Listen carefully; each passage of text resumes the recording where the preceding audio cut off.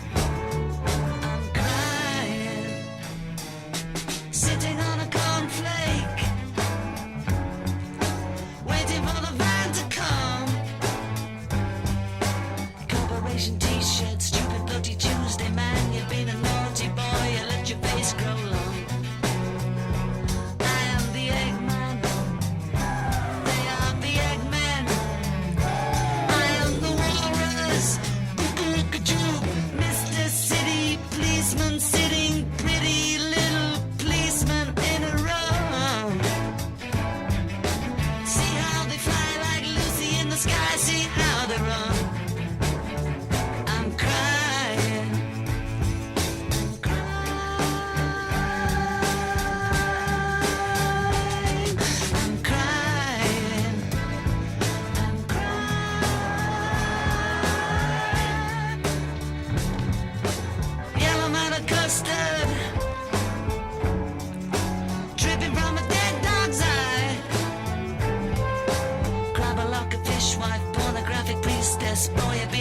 naughty girl, you let your knickers down. I am the Eggman. They are the Eggmen. I am the walrus. Cuckoo-cuckoo.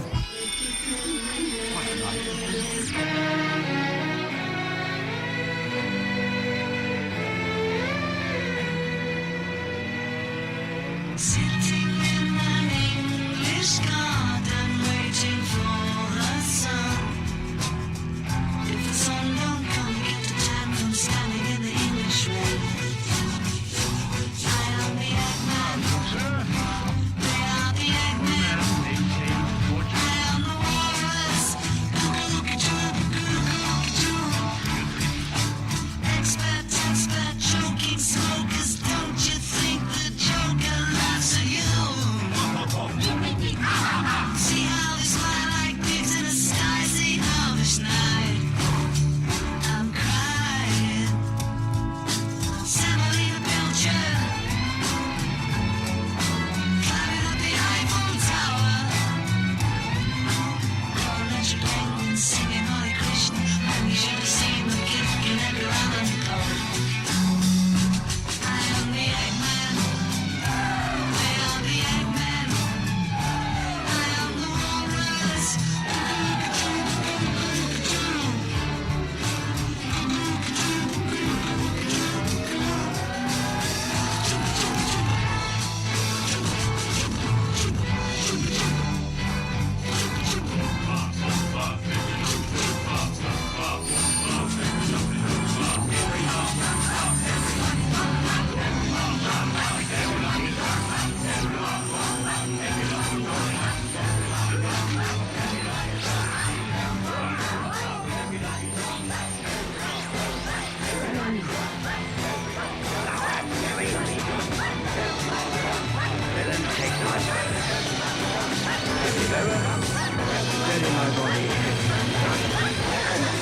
The letters which thou find'st the right way to Edmund Earl of Gloucester.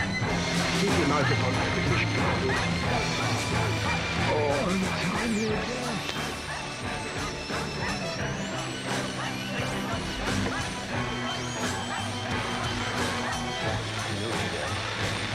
Serviceable villain, duteous to the vices of my mistress, badness of desire.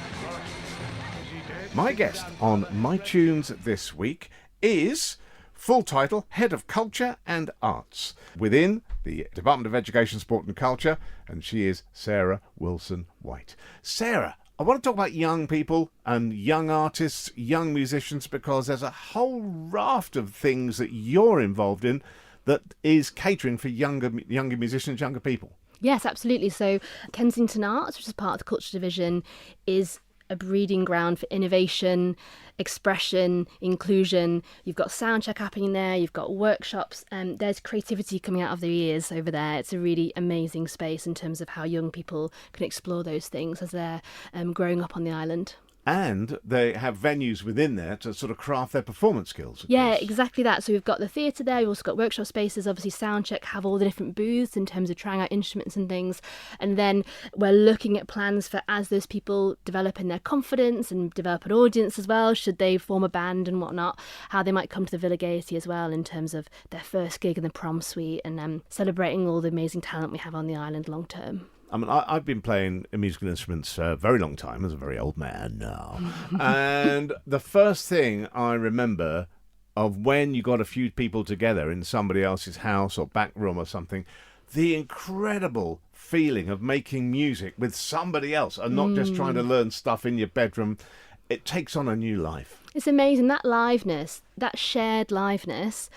That for me is why I work in performance and theatre. I find myself when I go to the theatre watching the audience more than the show, to be honest, because it's pure joy in terms of that shared experience. And again, watching those musicians, whatever stage in their career, absolutely absorbing energy from one another and carrying each other on to be better, play stronger, all those things. I could watch it all day. If my job was just watching those people I would love that. Now, you were here during TT, weren't you? You were on the island. Yes, I was, yeah.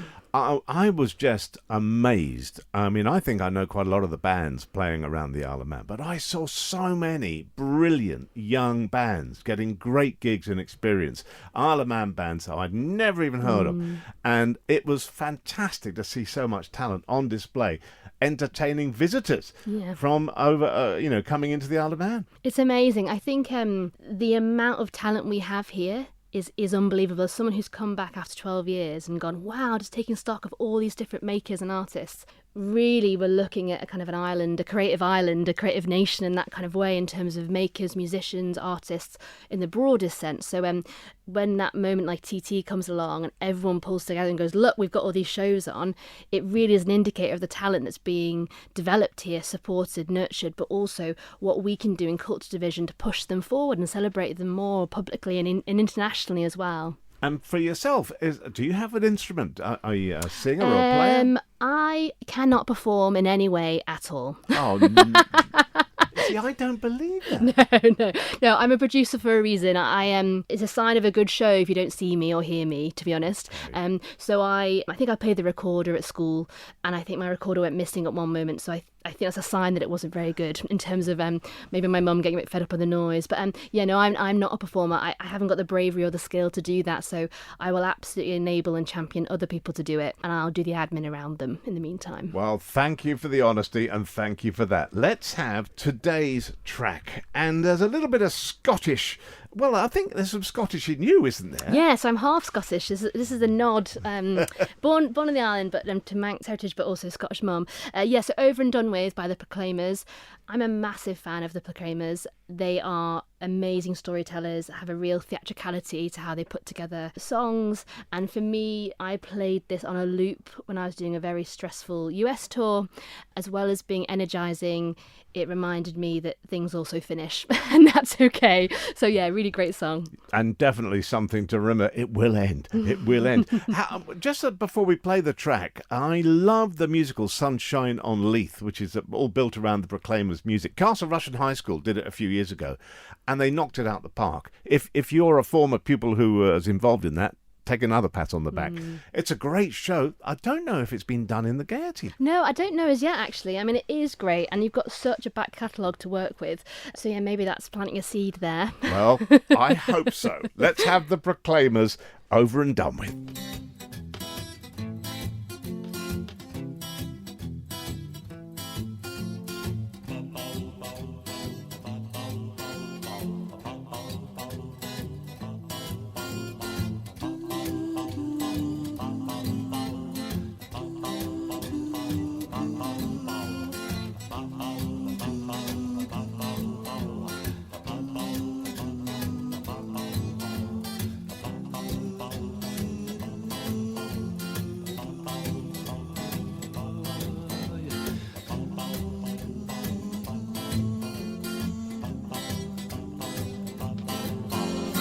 This is a story of our first teacher. Shepherd made the jumpers and the devil made the features. Threw up her hands when my mum said her name. And avoided all the stories with slanderous things. But it's over and done with. It's over and done with. It's over and done with. It's over and done with. It's over and done with. It's over. It's over. It's over and done with. Let me hear. Let me hear. This is a story of losing my virginity. I held my breath in the bed, held a trinity.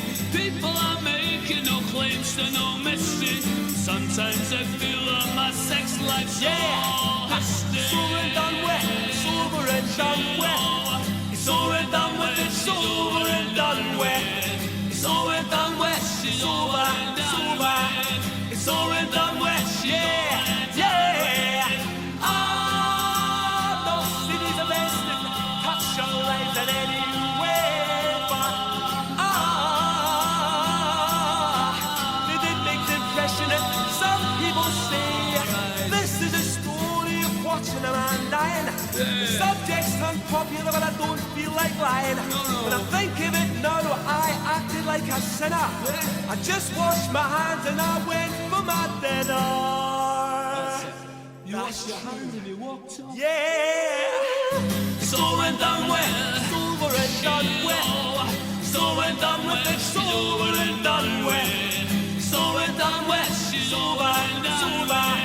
It's over. It's over and done with. It's over and done with. It's over. It's over. It's over and done with. It's over. It's over. It's over and done with. It's over. It's over. It's over. It's over. It's over. Yeah.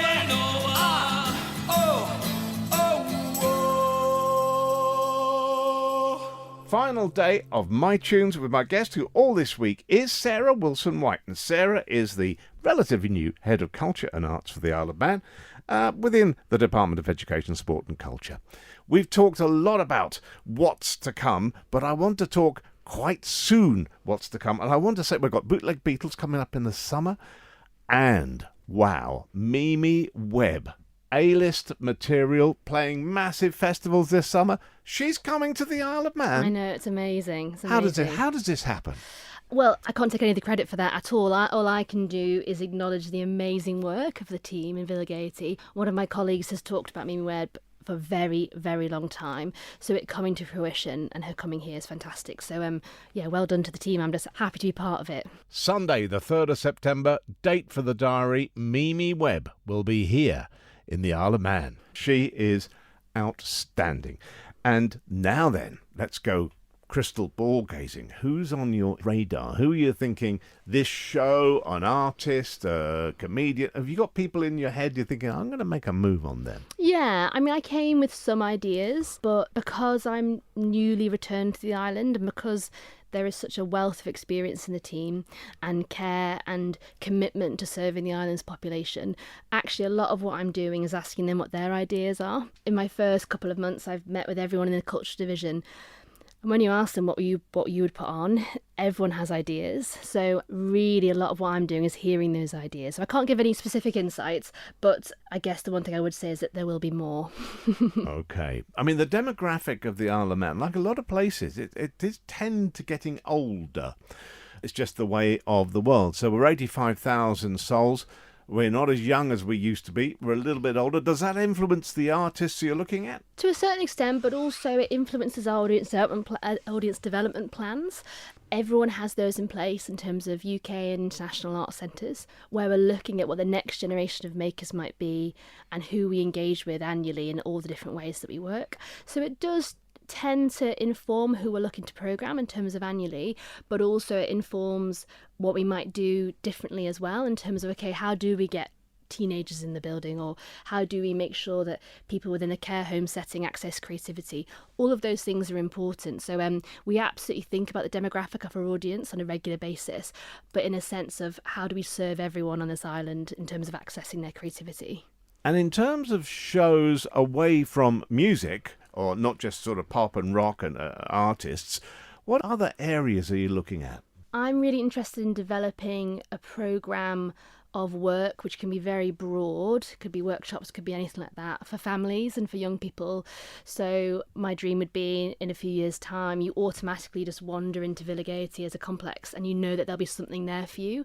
There'll be something there for your young child or your friend to engage with. There'll be free this or free music or free workshop. I'm really interested in seeing how we contribute to that vibrant community and how we ensure that families feel creative in whatever way they want to be creative. Well, welcome back to the Isle of Man. It's great to have you back here. Sarah Wilson-White, Head of Culture and Arts for the Department of Education, Sport and Culture. It's been a wonderful week. And what are we going to finish with? This is maybe a bit more contemplative for the last song, but this is called Into My Arms by Nick Cave and the Bad Seeds, who are obviously an iconic band. My second daughter was born to this song, so it's a really, really important song for me in terms of hope, in terms of a journey, energy, all those things, fresh beginnings. But it's a very, very important song to me and one which I'm hoping everyone can stop and listen to for a few minutes. It's been a great week. Sarah, thank you. Thank you very much.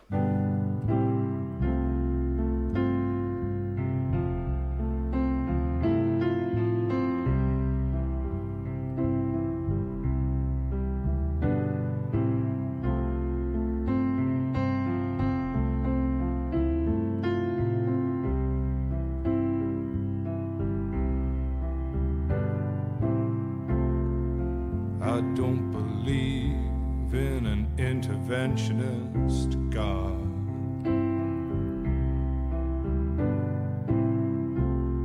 But I know, darling, that you do.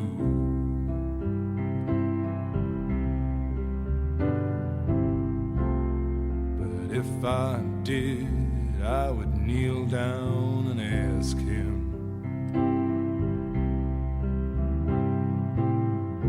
not to intervene when it came to you. Well, not to touch a hair in your head, leave you as you are. If he felt he had to direct you, then direct you into my arms. Into my arms, oh Lord, into my arms, oh Lord, into my arms, oh Lord, into my arms.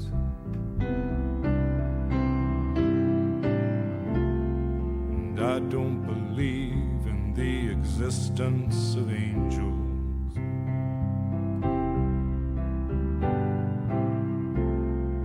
Looking at you, I wonder if that's true.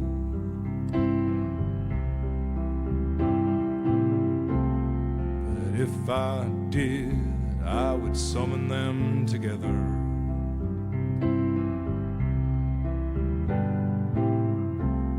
and ask them to watch over you.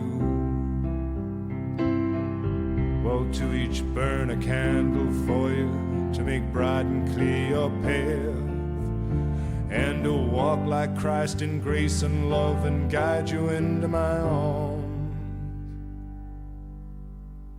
into my arms, oh Lord, into my arms, oh Lord, into my arms, oh Lord, into my arms.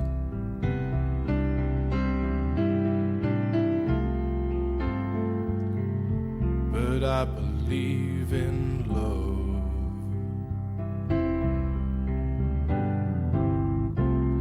and I know that you do too.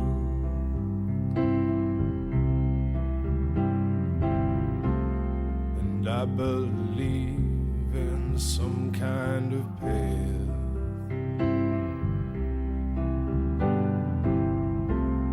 that we can walk down, me and you.